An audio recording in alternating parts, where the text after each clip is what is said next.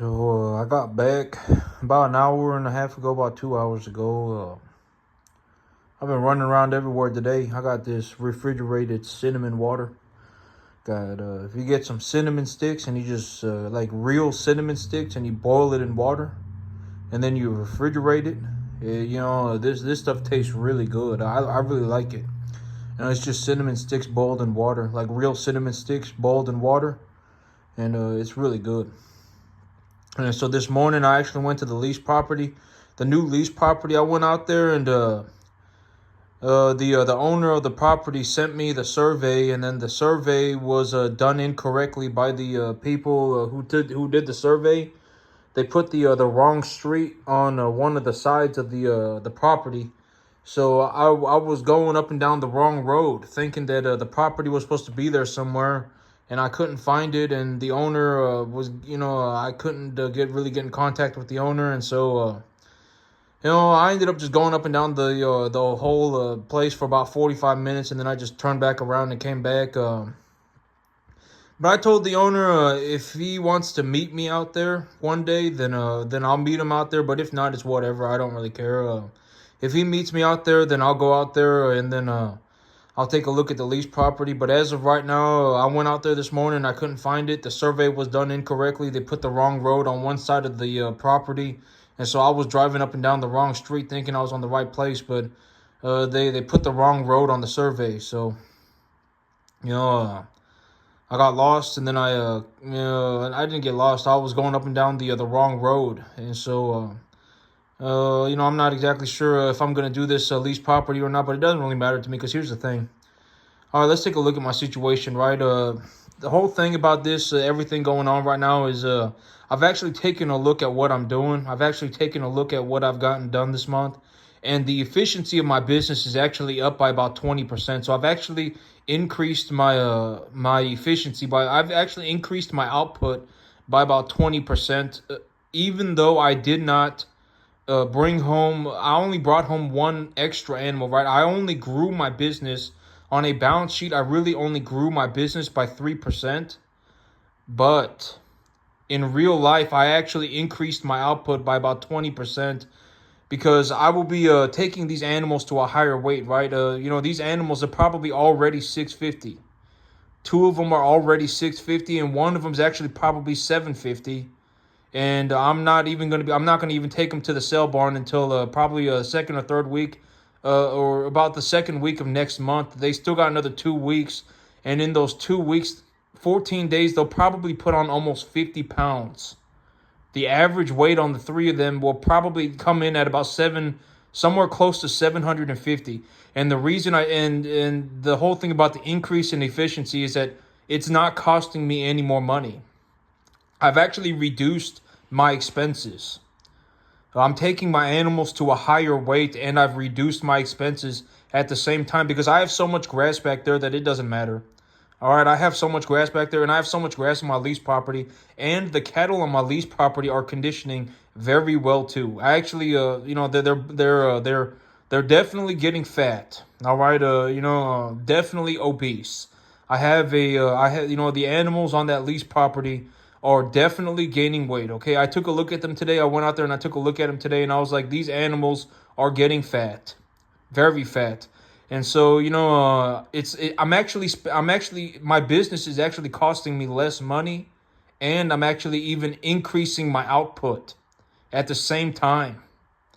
And so, the animals that I'm taking to market in 2 weeks will probably hit the scale at about 750, 735, something like that for the three of them. Maybe even a little bit more. They may even be putting on a little bit more than 3 pounds a day. And here within about a week or two, the Weather Channel actually kind of changed it up on me. But up until this morning, the Weather Channel was saying that next week I have about a 35% chance of it raining for 3 days in a row. But now the Weather Channel is saying that I have a 80% chance, 75 to 90% chance. It's like 80% of it raining for like 3 or 4 days in a row. And it's also saying that in those 3 or 4 days, I may end up actually getting about 3 or 4 inches of rain.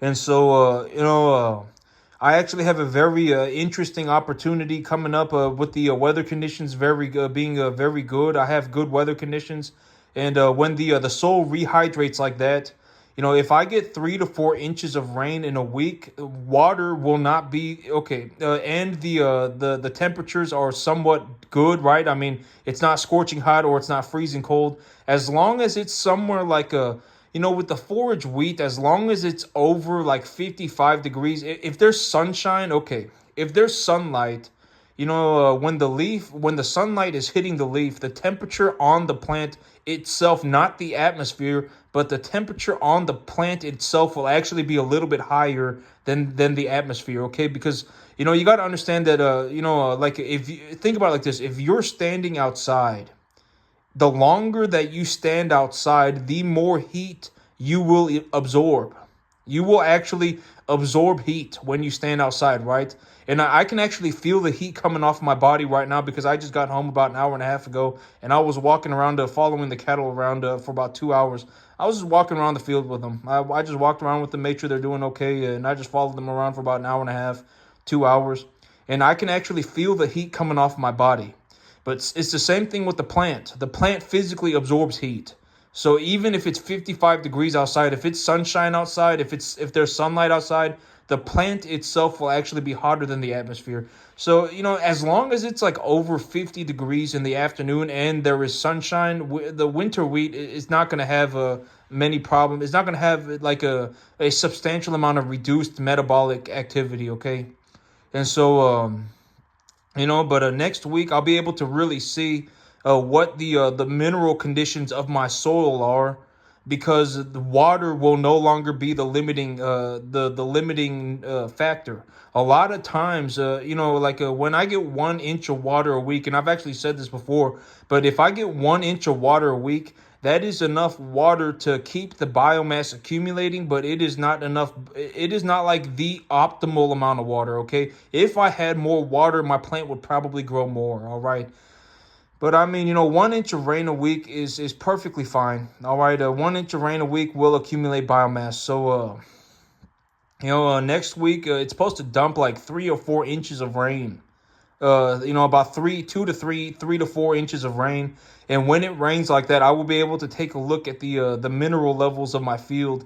I will be able to collect more information on the mineral levels of my field, and then I'll determine what needs to be done. But I've actually been able to increase the efficiency and reduce my expenses at the same time. I'm actually taking my animals to a higher weight, and it's costing me less money at the same time. And when I take a look at it in terms of just objective information, I've actually increased the efficiency, the output of my business by probably about 20 to 30% over the last 30 days, and I only increased the size of my herd by one animal.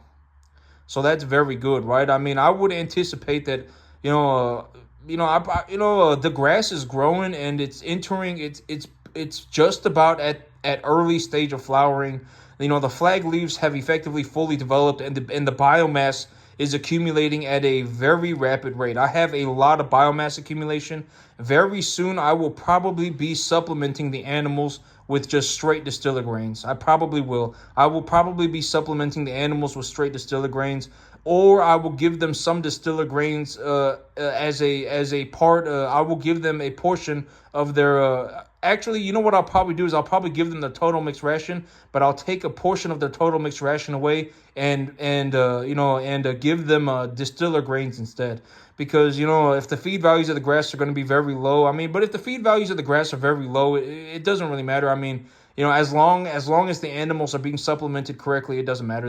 You can still, even if you, I'm not saying feed your animals low quality hay, but I have very good quality grass. It's just, it's starting to accumulate a lot of biomass. It's starting to develop the flag leaves are fully developing, and et cetera, right? And so the feed values are kind of low, and so I can supplement it with the distiller grains instead of just a full on total mixed ration. So let me take a drink real fast. Yeah, but I can actually feel the heat coming off my body. I can feel the heat coming off my body, and this stuff, it does a lot to rehydrate me. So, but yep. So yeah, I got a lot of rain coming in next week. Business is good. I would actually anticipate that. Okay. Uh, Even though I did not increase the size of my herd substantially, I still increased my output and my efficiency pretty significantly. I'm actually, because I was saying that 75 pounds a month is kind of like my average, but I've actually broken past I would actually anticipate that I've actually gone past, I'm actually doing better than the average as of today. I'm probably putting on more than 75 pounds per month per animal. I probably am. I would say that I may even be doing something like 90 or 90 to 100. All right, depending on the size of the animal. Right now, the bigger animals, the biggest animal out there right now is about 735 pounds. I would say 750 pounds. He might even be putting on 100 pounds a month. All right, and the 650-pound animals may even put on about 50 pounds over the next 2.5 weeks. They might. All right. There's a very real possibility that happens. They may hit the scale in 2 weeks. Because next week is supposed to rain, and then the week after that. But I'll have to see if the ground is kind of dry next week. I may just go ahead and take them to the market. I'll have to see. And yeah, because today or tomorrow's the 31st. Oh dang! You know what? I actually thought that today was the 7th. I actually thought that today was the 7th, but tomorrow, or I thought tomorrow was the 7th, but it's not. Uh, you know, Tomorrow's the 31st, so I'm actually gonna have to take a look at my schedule again because I was getting everything ready, thinking that I was on the first week of April already, but it's not. It's the end of March.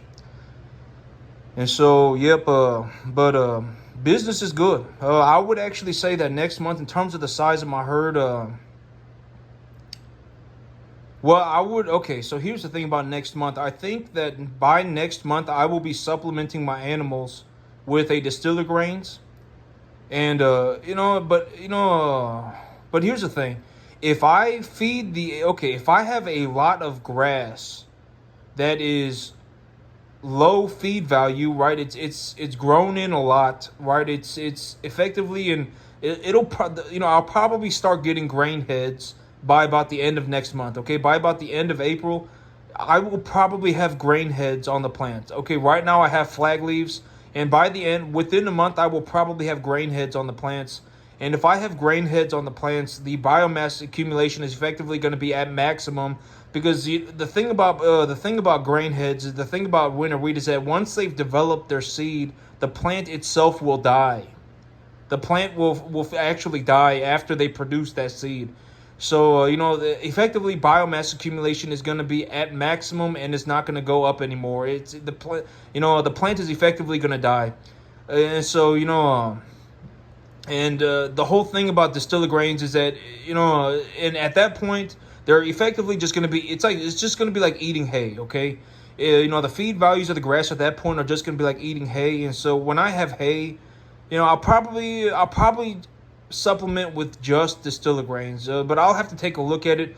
I'll keep track of their diet. I'll keep track of their because when there's a lot of biomass, the animal can fill their rumen. The animal can completely fill their rumen, and so they don't have to eat much distiller grains to get a massive boost of energy and protein. And so they don't have to fill up a whole bunch more of their rumen to get that energy and protein in their diet. And in the past with hay, distiller grains, and corn, I put on about 75 pounds a month. But I was actually reading that if I put in a little bit of calcium bicarbonate, if I just put some calcium in the distiller grains, and I mix it with corn, it's been shown to actually increase the daily gains by about half a pound a day. So that would take me up to about 3 pounds a day. So I'll have to see. I'll call the feed mill and I'll ask him, will you put calcium bicarbonate will you mix corn and distiller grains 2 to 1 and put calcium bicarbonate in it? I'll ask them if they'll do that, and if they will, then I can just order that, and that would actually save me But I don't worry about saving money. Okay, I don't, when it comes to business, I'm not gonna say, I'm not gonna say I don't worry about saving money. Because let's say I order corn instead of total mixed ration. I mean, it's 30% cheaper, and I mean, realistically, if I'm going to feed the animal a 2-to-1 total mixed ration distiller grains feed. All right, if I'm gonna replace that portion of the total mixed ration with corn, then 2/3 of the grain is effectively going to be 1/3 cheaper. All right, so it's not like I'm even saving 30%. I'm really only saving like 20%. All right, and realistically, for me to buy grain for the entire month, because I'm gonna have some grass out there, right? I mean, the grass isn't just gonna vanish. It's just effectively gonna stop accumulating biomass, and then after a while, the grass will actually just die. All right, but the animals can still eat it while it's still out there, and I can supplement that. There will be a large amount of biomass. All right, there will be a large amount of biomass, so.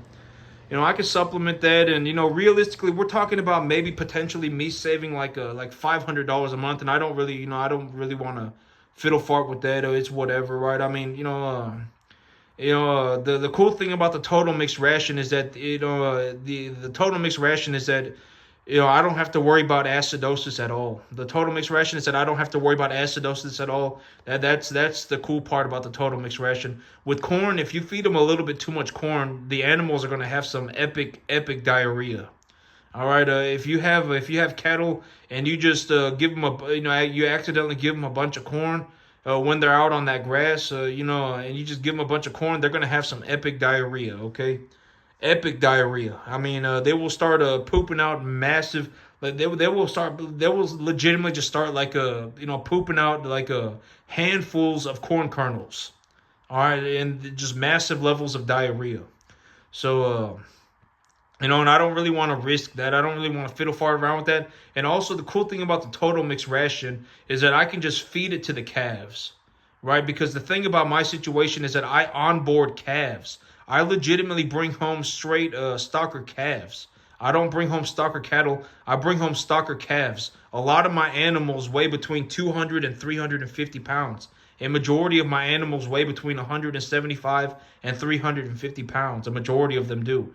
And so, I can't put an animal like that on hay and corn. They're not even going to digest the hay. And okay, and the thing is that, and these little calves, if they've been drinking milk their entire life, uh, you know, uh, okay, okay, if the calf was not like raised extremely well by somebody who was very knowledgeable about raising that calf, if that calf was effectively not put on like some kind of a grain ration, at any point in their life, if they legitimately were just getting milk off their mama and chewing on a little bit of grass, and then they went to the sale barn, that animal, their rumen actually has very, very, very little development.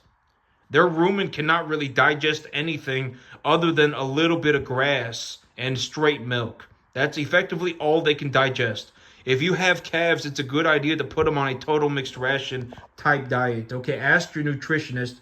Don't just put them on some random grain. Don't feed them corn. This is what I'm telling you. Don't feed them corn. Don't feed them distilled grains, and don't feed them hay. Okay, unless you really finely chop that hay. But here's the thing: even if you do all that, even if you process that food, you chop the hay and you put the distilled grains in it, and let's say you even steam flake your corn and you put it in there, and then you mix it up and you give it to your calves. If you have a 200-pound calf, they may not even know what the heck that is. They may not. All right, they may look at the food and they may legitimately not even know what it is. They're not going to go, oh, well, now that I don't have milk, I'll just eat this hay distilled grains corn mixture. Right? And even if they do, their rumen probably cannot digest it properly. They probably can't. And so, the thing about a total mixed ration is that, when you have a total mixed ration is effectively something that has been mixed by an animal nutritionist to give an animal their entire diet. 100% of their entire diet without causing, without causing problems for the animals like acidosis, bloating, or things like that, without causing those problems. For a majority of animals, I mean, if every once in a while, if you have a severe bloater, they may bloat on a total mixed ration, but for a majority of animals, they will not bloat on that total mixed ration. And that total mixed ration usually has stuff in it, all sorts of stuff in it, like molasses and corn and and soybean hulls and cottonseed hulls and all this stuff in it, and it's usually very palatable. That total mixed ration is usually very palatable. If the animal does not like eating the canola, if the animal does not like eating the soybean, well, there's still molasses in it, and there's still distiller grains in it, and there's still corn in it, and so they'll smell it, and it will be like a bunch of different foods. It will be like, oh, cool, there's a whole bunch of food in here, like all sorts of stuff. Because there's a very real possibility if you just feed them. Okay, if you feed them and it, like, let's say that you leave your little calf a hay bale, and then you put corn and distiller grains in a feed trough, and then you walk, or even if you mix it all up, there's a possibility that the animal just flat out just kind of sorts out I mean, okay, it's just better to put them on a total mixed ration grain pellet. Okay, I'm giving you the best information that I can. I'm not just saying that to whatever. I'm telling you that from what I have seen, with my own two eyes, and me just being as sincere and honest about it as possible, just giving you the best information as I possibly can, putting them on a total mixed ration diet. From what I have found, 14% protein total mixed ration diet is like the best thing that I have personally found. All right. And also the thing is, if you, like, okay, here's the thing. One of the big benefits that I have is that I am very, very, very, very good at growing grass. And I fundamentally understand grass at a very high level. All right, I understand the feed values and et cetera, et cetera. What to look for, are the animals bloating? What kind of forage values do I have? Things like that, right? I have, that's one of my big benefits. And also, I live in an area where grass effectively grows very well about 8 months out of the year. All right. And so from what I have found, okay, one of the big benefits about putting the calves on grass, and I'm not saying put your calves on grass. Do not put your calves on grass unless you understand what you're doing. Because if you put your calves on grass and your grass does not have the right feed values, your animal could end up with indigestion. They just straight out not digesting the grass, or they could end up with severe acidosis. They could. Severe acidosis. You could end up giving your animal severe acidosis, or you could end up feeding your animal a grass that it cannot digest at all. Both are severely, severely bad. All right. The whole idea is that, the thing about grain is that grain will actually develop the animal's rumen. It will develop the animal's rumen very quickly. So that's one of the big benefits about grain. But if you're dialed in, if you understand, if you've really looked into it and you're really, really, really, paying attention to what is going on, you actually understand what is going on. You're not just throwing a Hail Mary. You're actually, you're not just throwing a Hail Mary into the middle of nowhere. You actually understand what's going on, right? You've observed. I talk about this all the time. What are you looking for, right?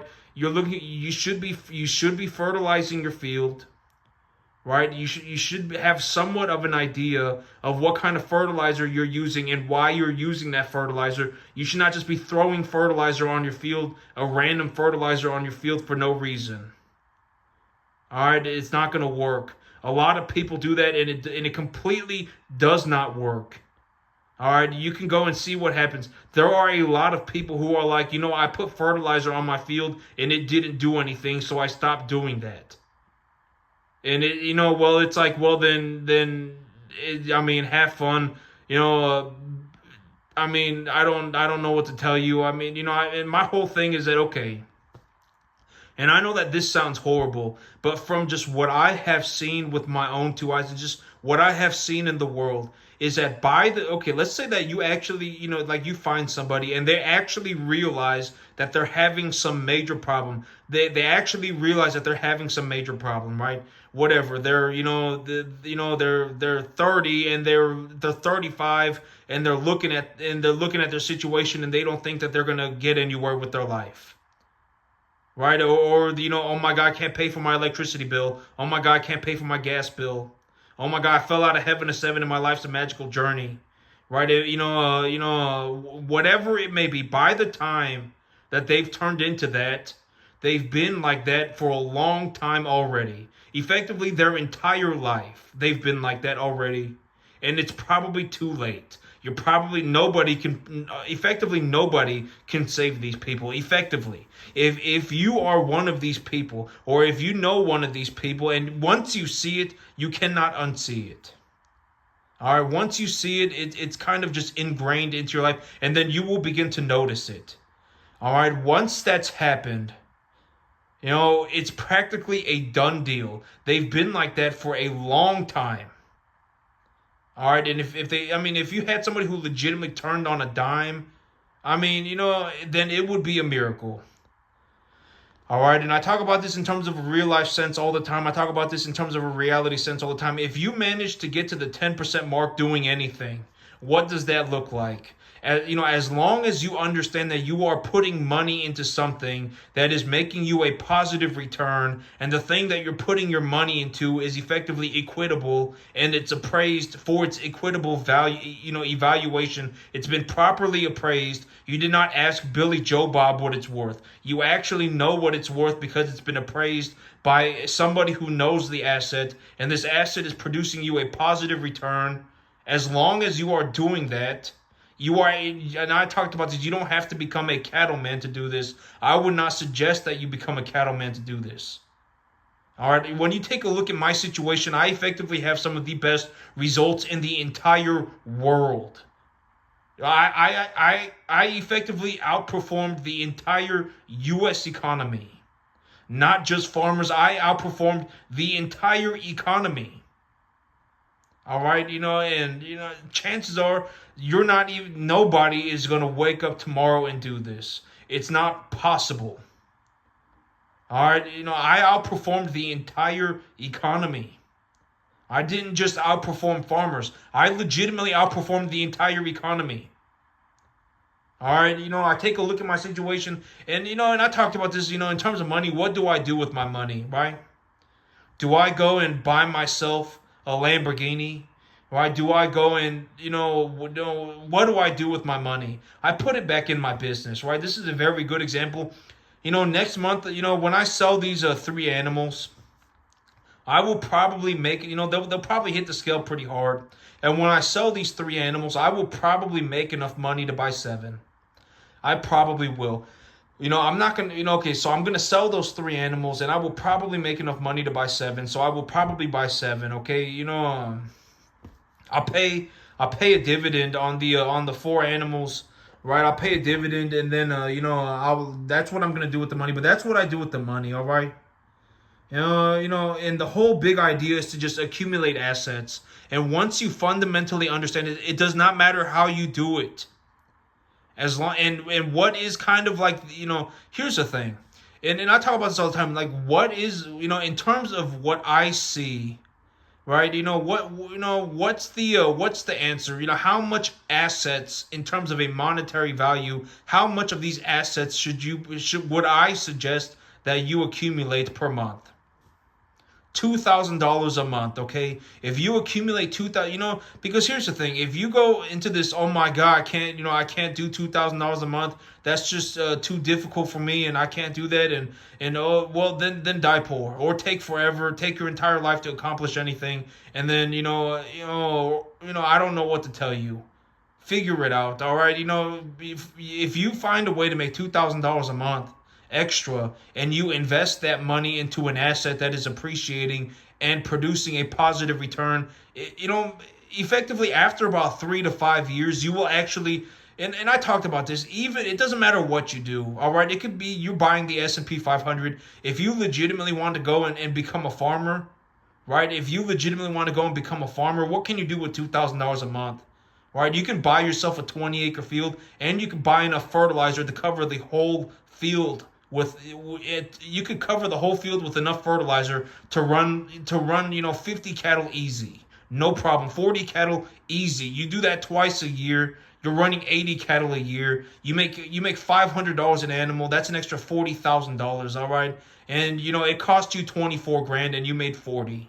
So you put $2,000 a month into it, but you got $16,000 a year back net positive. So it didn't cost you anything, right? It did not cost you anything. It made you money. Congratulations. Have fun, right? I mean, it doesn't matter how you do it. Is it really that easy? No. If you legitimately, okay, in terms of my results, I have not seen anybody even do 10% my entire life. I have not seen it to this day. Money talks. All right, let's talk money. Right, I show you that I legitimately make $15,000 to $20,000 a month on a 10.5 acre field running commercial cattle. I do it, and I do it day in, day out. If anything, my results are actually improving. Over the next 3 months, I will probably sell 18 cattle. And when I sell those 18 cattle, I will probably make enough money to buy 40. I will go net positive 22 animals in the next 3 months. 22 animals. And that's compounding. Right? I mean, I will have 40 animals. I will take my 18 animals and I will turn them into 40. Right? And that's compounding. Right, I don't know what else to. It just is what it is, right? I mean, when we take a look at it, I mean, it just is what it is, right? Money talks. Nobody cares about an opinion, right? What are you gonna do with an opinion? All right, have fun being poor forever. I mean, if you legitimately have opinions and you have nothing to show for them, right? I mean, maybe sit there and think about it. I show you my money. I just show you. Right? I make about $20,000 a month on a 10.5 acre field. When I take a look at what I'm doing, I would anticipate that over the next 3 months, I sell about 6 cattle a month, and I will sell my 18 animals, and I will make enough money to buy 40. I will go net positive 22 animals in just the next 3 months. Right? I will legitimately pay for everything. I will pay for everything, and I will go net positive 22 animals. 20 animals. Something like that. Over the next 3 months. My assets buy me more assets. This is something, I was even talking about this in this video, right? Once you understand that this is how it works, you buy an asset that produces you a positive return, and you purchase it at a reasonable appraisal value. And I would suggest that you purchase something that has a very large amount of equity. Because if it's a very equitable asset, then it's going to be stabilized by a large amount of money. The S&P 500 is a good example of this. Commodities are a good example. Like, let's say you want to be a farmer. Don't go and start farming ginger. Don't go and start farming some worthless crop, right? I mean, choose something like beef cattle. Beef cattle is a massive industry. I talk about this all the time. When do business where there is money. All right, do business with rich people. Do business do business where there is money. Money talks. When it comes to business, money talks. Money is not everything. Money does not buy you everything. You cannot buy everything with money. Money is not everything, but when it comes to money, money talks. All right, business is business. Do I sell my soul to the devil for money? No, I don't. I don't sell my soul to the devil for money. All right, I don't think that we're at the pinnacle of human achievement. I believe that humanity is it's in a very interesting place. Humanity has the capacity to do incredible things. We are probably on the verge of a massive increase in the quality of human life. We probably are. Until this day of humanity, until this age of humanity, I mean, we have not had like instantaneous, communication of data, information across like probably, even outside of the planet. I mean, we have instantaneous data that can go anywhere. Right? This is what I was talking about Starlink and Elon Musk. Elon Musk, he was doing a lot of things that I was kind of like, I don't really like, I don't really care for EVs, and I don't really care for any of the other stuff. But Neuralink and well, I mean, I don't really know enough about Neuralink, but the thing that really, well, I was like, this is incredible, was Starlink. Starlink was like, I was like, this is incredible because Starlink is like you can effectively send data anywhere. Right? And I thought Neuralink was cool, but the only thing I read about Neuralink was like like it may actually cure dementia or something like that. I was reading something about the curing of dementia and Alzheimer's and things like that by placing a computer chip in your brain. And I was like that's incredibly, if that's possible, that's very cool. But the thing that and I'm not whatever, because I'm just one dude, right? I mean, I'm just one dude, but I thought Starlink was very cool. I thought Starlink was very cool. I was like, that's a phenomenal idea. Putting internet across the entire country, every square inch of the entire country, that's a phenomenal idea. You don't need wires or anything. You just got internet. And it's good internet. I got internet, I got Starlink over here, and it's very good internet, right? I mean, Starlink is incredible. And so, but humanity is on the verge of incredible things.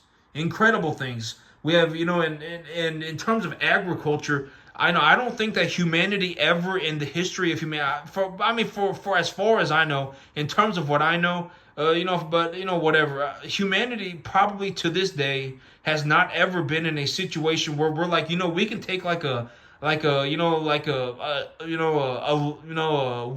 2,000 pounds of this mineral rock. We can take 1,000 pounds of this mineral rock that we created by solidifying atmospheric gas and extracting whatever phosphorus and potassium out of out of these various rocks, and we created this mineral, and we can put this mineral across like in ratios, as long as we utilize these as long as we utilize these ratios correctly, as long as we utilize this fertilizer properly. We can effectively turn any piece of farm, any piece of land on the entire planet into some extremely high output, effectively any piece of land into some extremely high output, farmland. Never in the history of humanity have we been able to do that until today. Probably not. All right, that's incredible, right? I mean, somebody in a lab was sitting there one day and was like, you know what? If we create this agar gelatin out of seaweed extract, and we create this sterile agar solution, and then we infuse it with these various minerals, and then we plant this seed in it, and then we can actually observe the plant, like we can actually observe the plant uptaking these minerals through this clear gelatin agar, and then test the leaf material for how much minerals have been accumulated by this plant.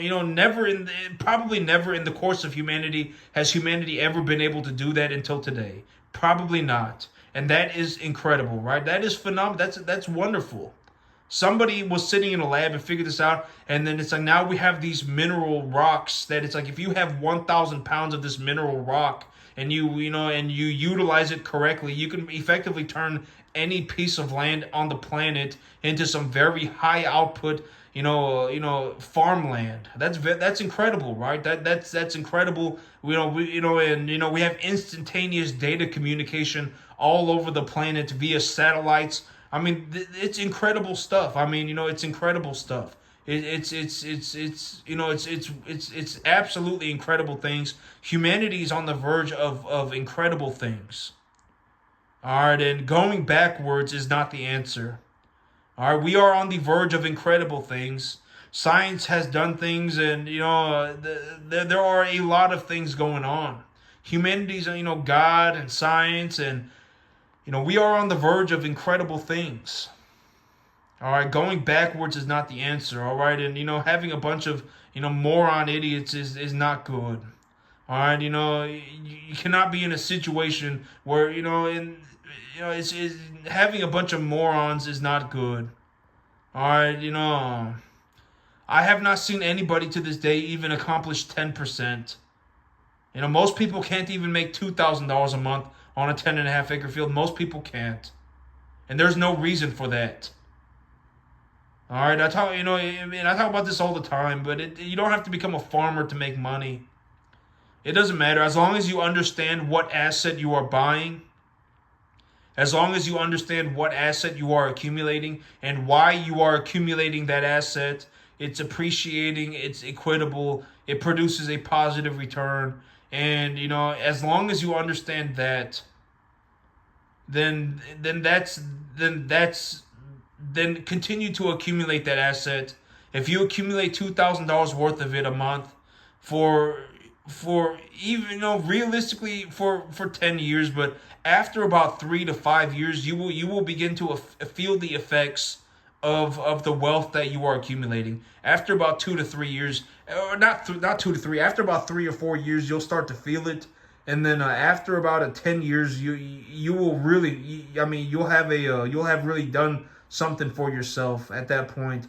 And if you legitimately want to become a farmer, then go and have fun. I've already given you my whole 2 cents on the shebang, on the whole thing. Go and buy yourself a 20-acre piece of land. It'll cost you about $1,000 a month. You can buy enough fertilizer to cover that 20 acres of land for about another $1,000. And if you fertilize that field about 7 months out of the year, you can effectively run about 40 cattle on it, 50 cattle on it at a time, no problem. And then you do that twice a year. You're effectively now running about 80, 100 cattle a year, and have fun, right? You make your $500 a cattle per animal, then you got $50,000, and it cost you got $50,000, and it cost you 24,000. All right, but me, I make more than $500 an animal. All right, I make closer to $800 an animal. But I mean, okay, comparing yourself to me is kind of moronic. All right, if why would you compare yourself to me? I don't compare myself to anybody. Okay, that's just my thing.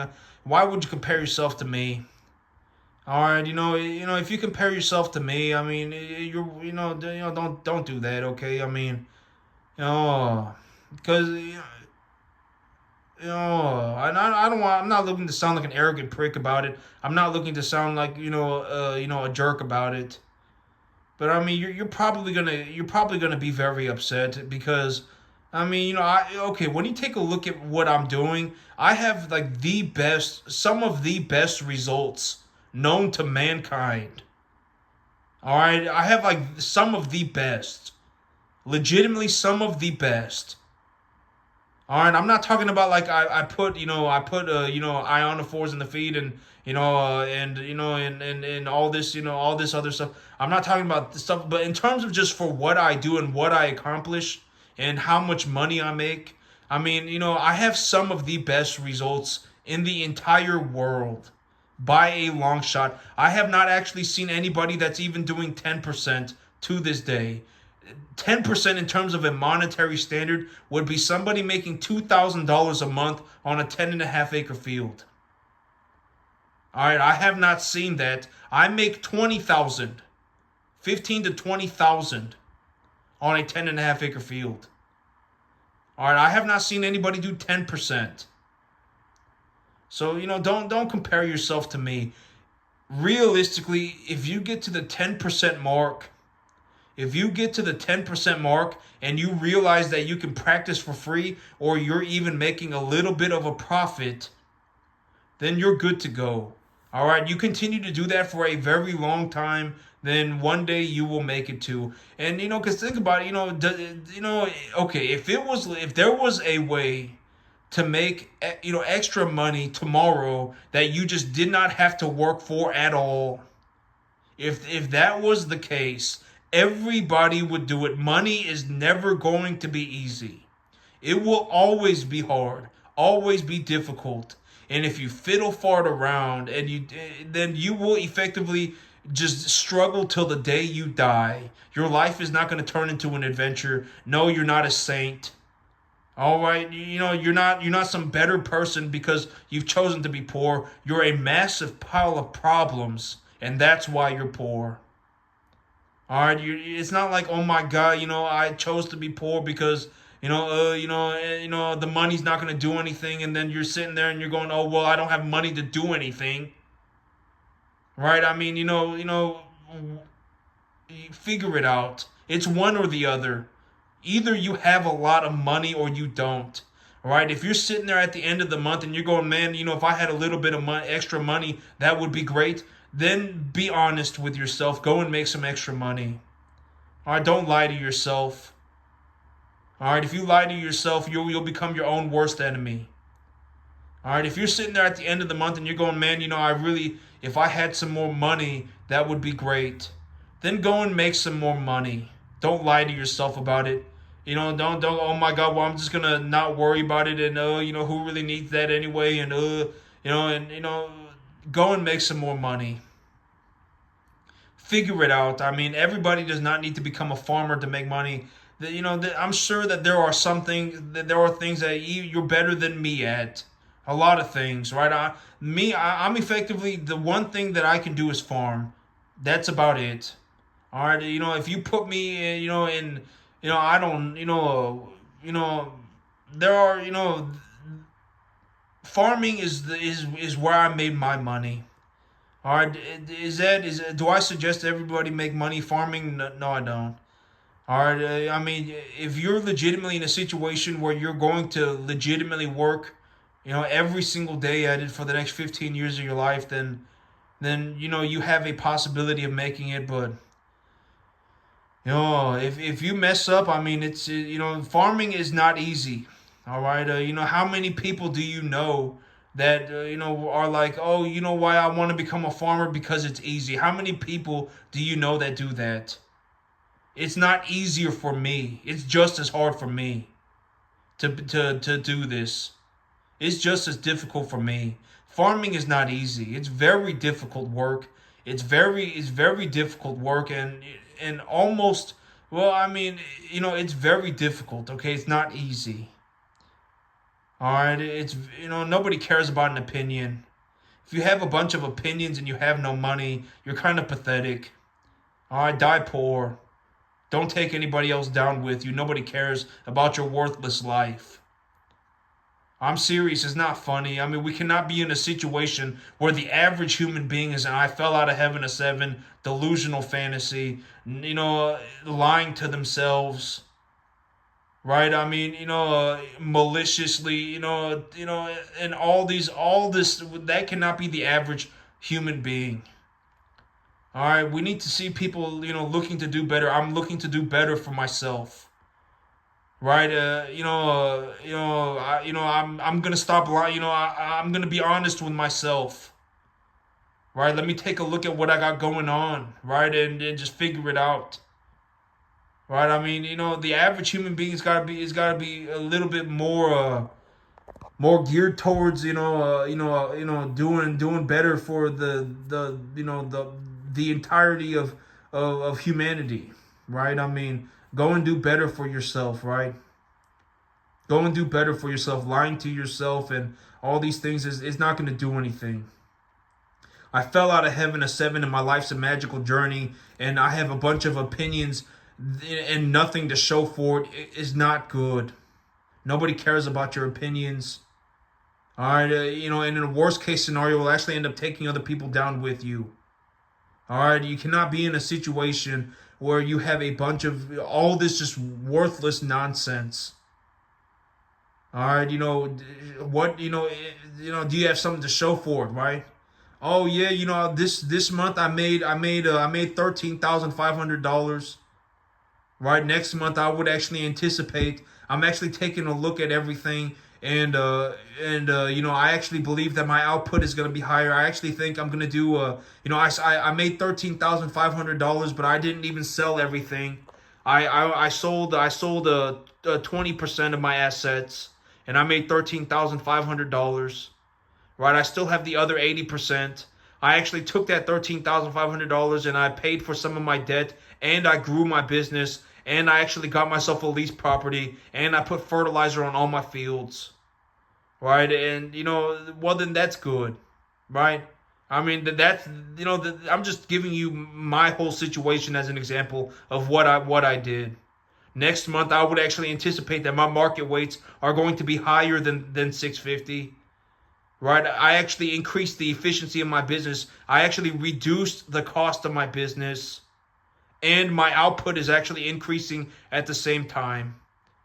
Right, I got a couple of problems coming up. The feed values of the grass are going to start dropping pretty substantially, but the biomass accumulation is going to be very high. But the biomass accumulation will probably stop going up because the plant will just start to die after it goes to seed. So I will more than likely have to change out the portion of the animal's diet for distiller grains to boost their energy and their protein concentrations. I would actually anticipate that over the next 3 months, I grow my business by 22 animals net positive, and I'm going to be compounding my growth forward, right? That's what I got going on, right? I mean, think about it like that. Am I fell out of heaven a seven and my life's a magical journey? Is that what I'm? No, I'm not talking about that, right? Is that how I communicate? No, that's not what I communicate. I don't communicate that stuff because I don't think like that. This is exactly what I'm working on. This is exactly what I'm doing, and this is the direction that I'm going. Oh, the world is unfair. No, the world is always going to be unfair, and the world is always going to be difficult. All right, you suck. That's why you're having problems. All right, and after a while, it's probably already too late. You probably cannot even turn.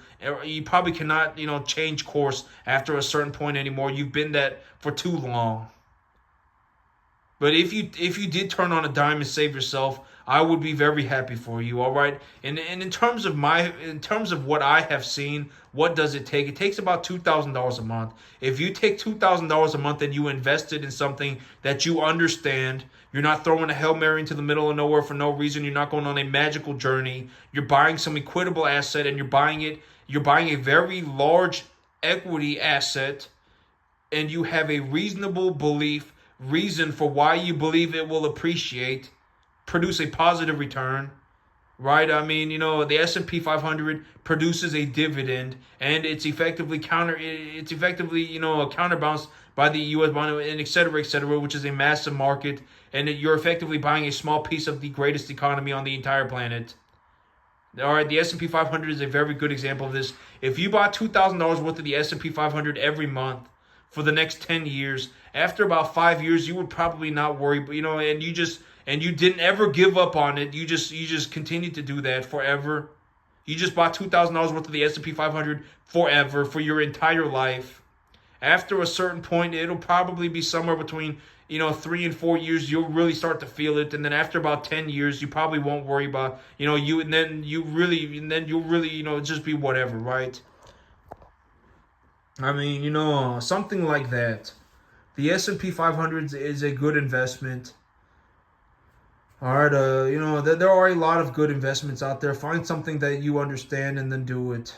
All right, but continue to really, look to do just look to do better. Why not, right? I mean, that's like the one thing. It's like if we're really gonna talk about it in terms of like the human consciousness, the one thing that that we could always effectively do until the end of time as humanity, reasonably, is improve, right? Improve, and I'm not talking about it in terms of like a malicious thing. I'm talking about it in terms of like like legitimately improve something, right? I mean, and I'm not talking about like a nuke half the earth, and I'm not talking about doing like some. That's not improvement. I mean that's maliciousness. I mean I'm talking about like improve, right? Improve the outcome, right? I mean improve the outcome, work on it.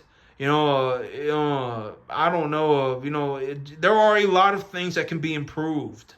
a lot of things, right? Until the end of time, there will be things that can be improved, right? I mean, a lot of things. The energy, energy production, medicine, agriculture, right? I mean, a lot of things that can be improved. All right, La La Land journeys aren't worth anything. All right, their La La Land journeys are not worth anything. All right, legitimate improvement. All right, there are a lot of things that we can improve, right? I mean, a lot of things. And I'm not talking about some horrible malicious thing. Doing some horrible malicious thing and calling that an improvement is not, nuking half the earth is not going to solve anything. Right? I mean, passing communistic ideals across the country is not going to, oh my God, if we just gave everybody money, that stuff is not going to improve anything. All right, and it's kind of confusing, right? It's kind of confusing because it's like, oh, well, if it was just that easy, everybody would be doing it. But, but that's like, in terms of like but think about it, and I'm talking about it in terms of just like the human consciousness. The one thing that we could legitimately do is improve things. Improve things in a way that, just improve things, right? I mean, do things that improve things. I mean, and for the better. All right, I'm not talking about like going to nuke half the earth. I'm not talking about spread communism across everything. I'm not talking about stuff like that. All right, that's not an improvement. All right, I'm talking about but it's kind of like this difficult thing, right? To really put your finger on. But I'm talking about like like morally right improvement. All right, maybe we can find a better way to have, maybe we can find a better way to, have more energy. Maybe we can find a way to, harvest resources from different planets. Right? Maybe we can find a way to, whatever. I mean, there are a lot of, there are, maybe we can find a way to, go to other planets and colonize other planets. That would be an improvement. Why would that not be an improvement, right? I mean, that would be a phenomenal improvement if we could, increase the number of planets that human beings can colonize. That would be a wonderful improvement. Right? I mean, nuking half the earth is not an improvement, right? I mean, and there are a lot of things, and it's like, communism, and that stuff is not an improvement. Oh my God, why don't we just give money to poor people? Oh my God, why don't we just give money away? That stuff is not an improvement. That stuff is not an improvement, all right? And maybe, improve like human consciousness. All right? Maybe, I should go out and go work on something and get better at it, and find good information. Go read a book. Go find somebody who knows what they're doing. And legitimately knows what they're doing, not just thinks that they know what they know. Go and read a book. That reading a book has been a way to improve your consciousness for a long time. Go and read a book. Right, and I'm, go and read a book, and I'm not talking about like read a book about like some, some horrible malicious person, and then if you're doing stuff like that, I mean, you should probably, I don't know,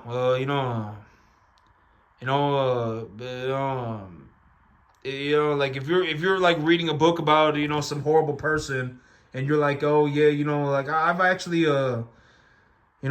watched videos on like mass shooters, like documentaries on mass shooters, and sometimes these people, they'll go and like really like look into other mass shooters, and they'll be like, oh my God, I really relate to these people, and then it'll just become like this devastating negative feedback loop where now they're convinced that they themselves should go and become a mass shooter, and it's like I'm not talking about stuff but I mean turn yourself around, okay? I mean, you don't want to be that. All right, some horrible malicious person on some massive negative feedback loop. I mean, go and improve yourself. Go and do better for yourself. Don't be some horrible malicious person. All right, and also the world is not Disneyland, and I hope that you find something better to do with yourself. All right, and that's it for me today, YouTube. Y'all have a good one.